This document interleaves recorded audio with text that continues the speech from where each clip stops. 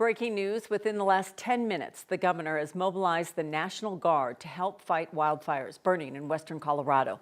The largest fire in the state is the Lee fire near Meeker, nearly doubled in size to 45,000 acres. That's about 70 square miles. The fire was so intense, firefighters had to be evacuated out of fear for their safety. Just east, the Elk fire grew to over 14,000 acres or 22 square miles. Hot, dry, and windy conditions fueling these fires, and they're not supposed to let up for a while. Let's go to 9 News meteorologist Corey Reppenhagen, who is on the western slope for us tonight. And Corey, that fire is on Meeker's doorstep, though firefighters are not out of options to try and save the town, keep people from having to evacuate. Yeah, the firefighters are saying they still have hope to keep the fire out of the town of Meeker, and that will be their ultimate priority over the next 2 windy days out here. Now, we are in Rifle right now, which is about 30 miles south of the fire zone.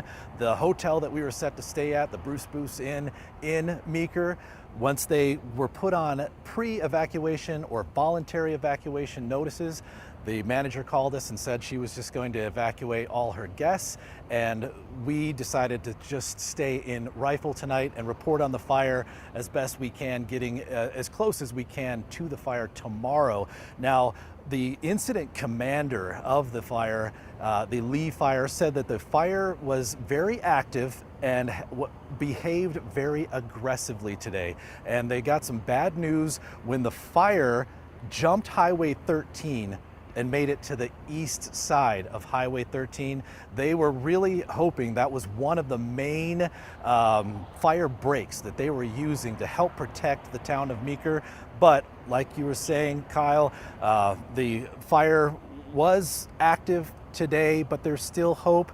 The reason why they are still on voluntary or pre-evacuation notices in Meeker is because the fire commander said there are still some natural fire breaks in line, some prairies, some the White River, for instance, which has not only the river but also the boundaries of the river that help protect that town.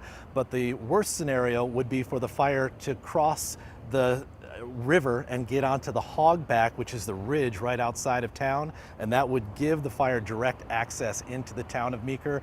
That is their ultimate priority, to protect that from happening tomorrow.